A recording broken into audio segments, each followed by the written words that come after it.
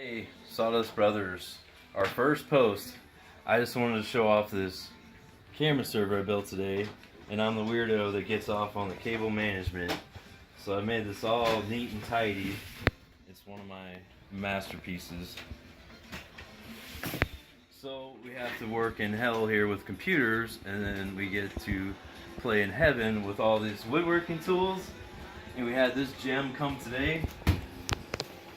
It's the Power Max 2550 drum sander, and we're going to start putting that together, but we're not going to bore you to death with the unboxing and all that BS. So have a good one, thanks for watching.